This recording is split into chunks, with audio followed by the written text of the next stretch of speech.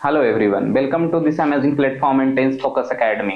तो चलिए फिर हर एक स्ट्रक्चर को एक एक करके पढ़ेंगे हम लोग। आगे सबसे पहले न्यूक्लियर मेम्ब्रेन। तो क्या बताया, न्यूक्लियर मेम्ब्रेन दो मेम्ब्रेन से मिलकर बना, आउटर मेम्ब्रेन, इनर मेम्ब्रेन। तो लिख रहे हैं made up of double membrane, that is inner layer और आउटर लेयर। और इसका स्ट्रक्चर कैसा होगा मेम्ब्रेन का, जैसे प्लाज्मा मेम्ब्रेन का बताए थे PLLP स्ट्रक्चर। तो आउटर का PL हो गया, इनर का PL हो गया, PL और LP। तो कितना हो गया टोटल, 2 हो गया। तो ब्रैकेट में लिख सकते हैं 2 × 2। सेकंड चीज क्या कह रहा है, कंसिस्ट ऑफ मेनी पोर्स। दो मेम्ब्रेन है, उसका कंसिस्ट ऑफ मेनी पोर्स, एक बहुत सारा पोर्स दिख रहा है, consist of many pores known as nuclear pores, इसी को कह रहे हैं न्यूक्लियर पोर। और that is bounded by proteins, proteins के द्वारा बाउंडेड होता है। तो इसका मतलब समझ रहे हैं, प्रोटीन का बाउंडेड का मतलब कि यहाँ पर एक प्रोटीन होगा, ऐसा खाली नहीं होगा, प्रोटीन होगा।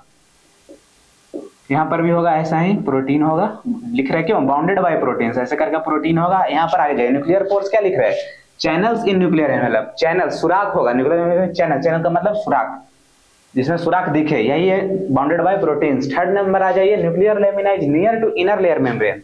यहाँ पर आपको बताए थे इनर मेम्ब्रेन के सटे एक लेमिना होगा, उसको नाम देते हैं लेयर होगा, उसको नाम देते हैं न्यूक्लियर लेमिना। तो तीसरा नंबर हो गया, nuclear lamina is near to inner layer membrane. चौथा बोल रहे न्यूक्लियर मेम्ब्रेन दो लेयर से बना है, कौन कौन सा, आउटर और इनर लेयर। आउटर क्या होता है, आउटर बताए थे, आउटर कंटिन्यू होता है रफ एंडोप्लाज्मिक रेटिकुलम। तो लिख सकते हैं outer membrane is continue to rough endoplasmic reticulum. और ये क्या कर रहा है, आउटर लेयर सेपरेट, आउटर क्या कर रहा है, जो आउटर लेयर है सेपरेट क्या कर रहा है, न्यूक्लियर मटेरियल को साइटोप्लाज्म से सेपरेट कर रहा है। तो लिख सकते हैं separate nuclear material from cytoplasm. और इनर लेयर क्या है, क्लोज टू न्यूक्लियर लेमिना। तो ले लीजिए क्लोज टू न्यूक्लियर लेमिना।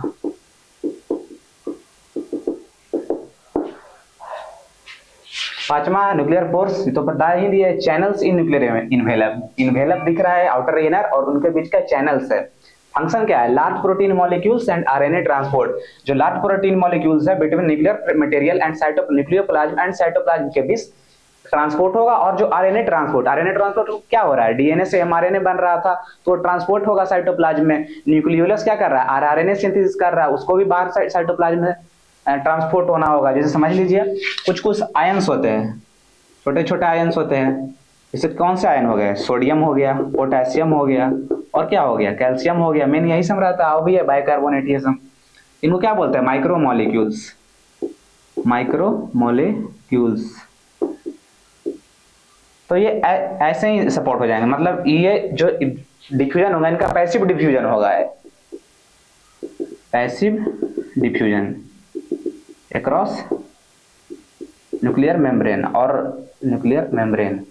और कुछ कुछ होते हैं प्रोटीन्स, लार्ज प्रोटीन्स होते हैं, यहाँ पर लिखा है लार्ज प्रोटीन्स, ये न्यूक्लियर पोर के द्वारा ट्रांसपोर्ट होंगे।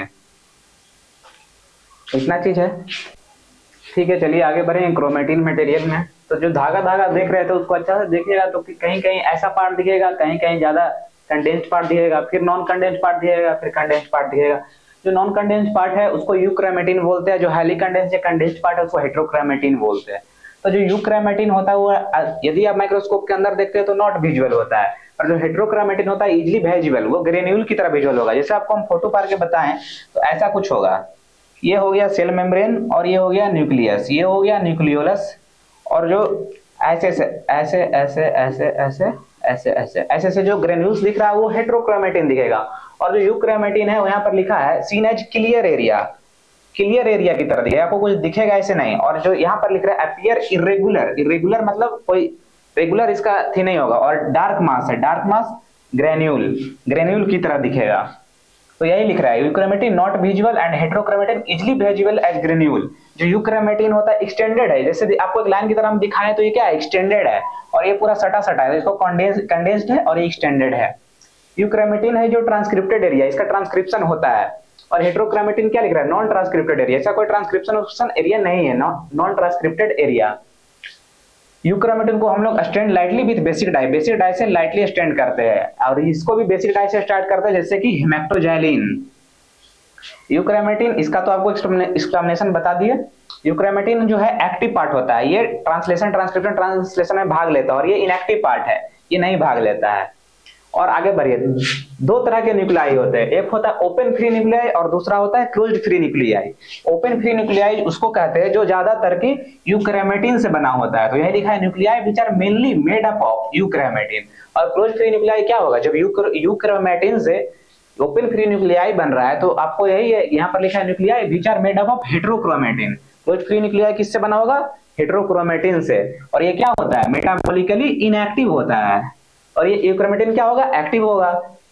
ओपन फ्री न्यूक्लियाई कहाँ पाया जाएगा, जहां ज्यादा काम हो। लिवर का काम क्या है, डिटॉक्सिफिकेशन करना, बॉडी में कुछ भी ड्रग्स है सबसे ज्यादा वर्क कौन करता है, लिवर करता है। तो इसमें क्या होगा, open free nuclei present liver cells में। न्यूरॉन्स क्या करता है, सिग्नल प्रोवाइड करता है, कोई स्टिमुलाई हमारे बॉडी में आया तो उसका रिस्पॉन्स देता है, तो न्यूरॉन्स में और लिवर सेल्स में प्रेजेंट रहेगा।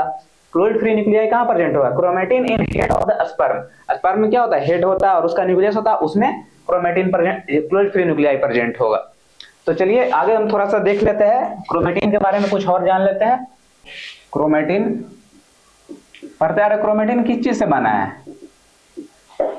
Chromatin mainly DNA plus histone से बना होता है, डीएनए प्लस हिस्टोन। हिस्टोन क्या है, हिस्टोन प्रोटीन है। और ये हिस्टोन कैसे प्रेजेंट होता है, ऑक्टामर में पढ़ते, ऑक्टामर में प्रेजेंट होता है। इसका चार सब यूनिट होता है, सब यूनिट्स इंटू 2 कर देंगे 8, इसी को बोलते हैं ऑक्टामर में प्रेजेंट रहेगा, ऑक्टामर।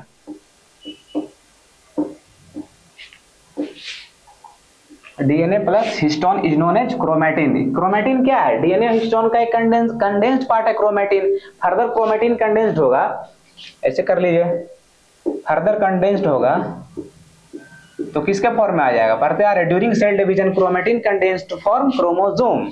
तो वही क्रोमोसोम में फर्दर कंडेंसेशन होगा तो क्रोमोसोम बनता है।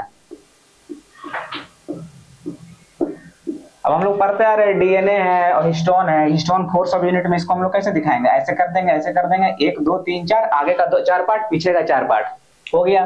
डीएनए कैसे आप लोग पढ़ते आ रहे, डीएनए ऐसे रहता है, सॉरी ऐसे प्रेजेंट होता है। तो पढ़ते आ रहे, डीएनए पर कौन सा चार्ज होता है, नेगेटिव चार्ज होता है।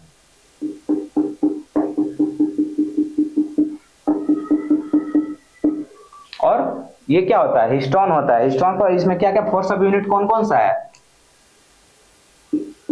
H2A, H2B, H3 और H4 है। सबका 2 यूनिट होगा, तभी तो 4 होगा, 2 ऑक्टेट यूनिट, 4 आगे 4 पीछे। और इसके हिस्टोन क्या होता है, हिस्टोन पॉजिटिव होता है, इस पर पॉजिटिव चार्ज प्रेजेंट होगा। और कौन प्रेजेंट होता है इसमें, लाइसिन भी प्रेजेंट होता है, लाइसिन और आर्जिनिन, ये भी कुछ कुछ अमाउंट में प्रेजेंट होता है, यही पॉजिटिव चार्ज देता है। तो निगेटिव और पॉजिटिव क्या करेंगे, अट्रैक्ट करेंगे, अट्रैक्ट करेंगे। तो वही आप लोग को दिखता होगा ऐसे,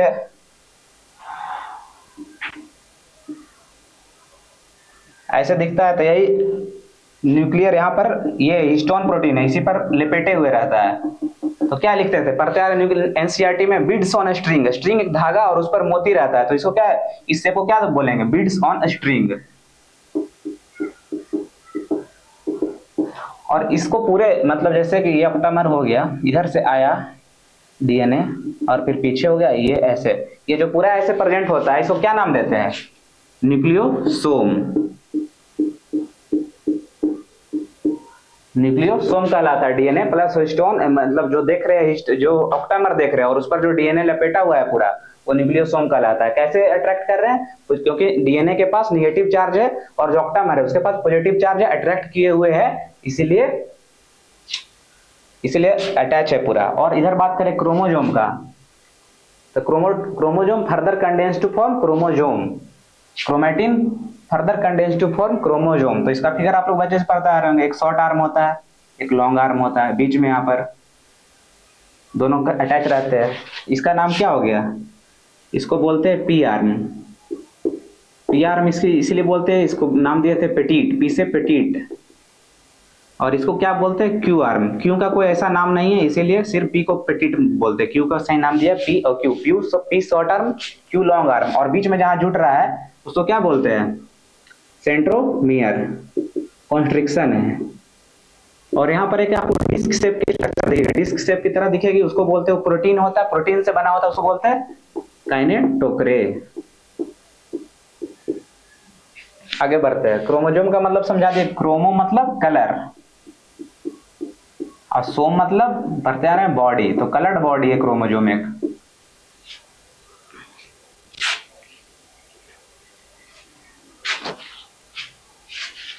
और ये चलिए, ये जो क्रोमोसोम हो गया ये आपका इंडिविजुअल हो गया। आफ्टर रेप्लिकेशन, आफ्टर रेप्लिकेशन आपको कुछ ऐसा देखने को मिलेगा क्रोमोसोम। रेप्लिकेशन तो हम लोग कैसे नंबर ऑफ क्रोमोसोम किससे जानते थे? Number of chromosome equal to number of centromere. Number of chromosome is equal to number of centromere. तो जब रेप्लिकेशन होता है तो कुछ ऐसा दिखता है। इसका क्या है? सेंट्रो क्रोमोसोम तो एक ही इसको बोलेंगे, पर इसमें क्रोमेटिड कितना हो गया? इसका एक क्रोमेटिड हो गया, इसका एक दो क्रोमेटिड हो गया। और इसको क्या बोलेंगे? ये दोनों एक ही क्रोमोसोम का क्रोमेटिड है तो सिस्टर क्रोमेटिड बोलेंगे। सिस्टर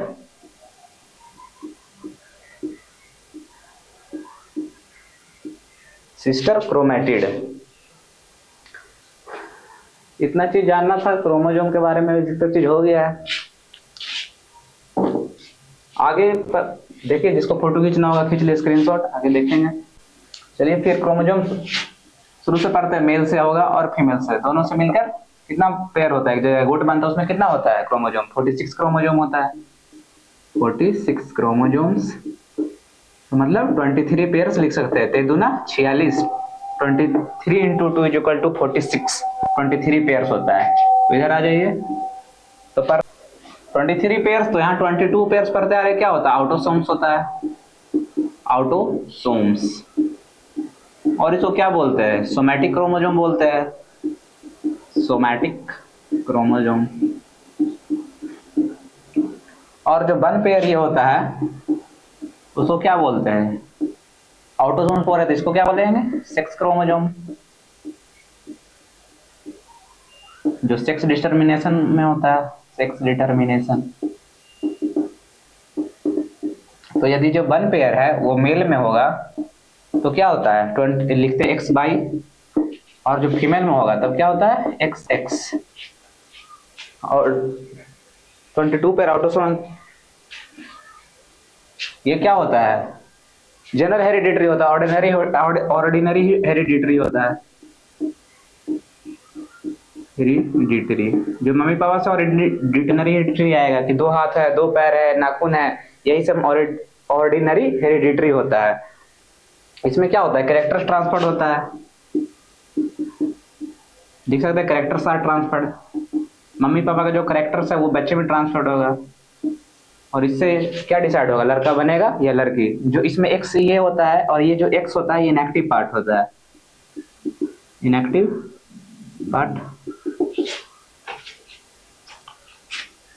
ये जो एक्स इनएक्टिव है वो क्या बताए थे? हेटेरोक्रोमेटिक टाइटली क्वाइल्ड था। ये भी इनएक्टिव होगा तो टाइटली क्वाइल्ड होगा, टाइटली क्वाइल्ड। और कहाँ पाया जाएगा? Found in flat squamous epithelium, squamous epithelium में पाया जाएगा, और न्यूट्रोफिल्स में पाया जाएगा, न्यूट्रोफिल्स। जैसे देखिए न्यूट्रोफिल्स का स्ट्रक्चर देख लेते हैं। ये हो गया न्यूट्रोफिल्स, ये हो गया इसका न्यूक्लियस, न्यूक्लियस, और यहाँ पर सेटे से होता है एक्स। और यही इनएक्टिव पार्ट को, एक्स को क्या बोलते हैं? बार बॉडीज, बार बॉडीज। इतना जानना था। और फंक्शन देख लेते हैं क्रोमोसोम का। फंक्शन क्या होगा? फंक्शन क्रोमोसोम क्या आता है? डीएनए रहता है। डीएनए के अंदर क्या होता है? जीन होता है। तो क्या होता है? Contain gene.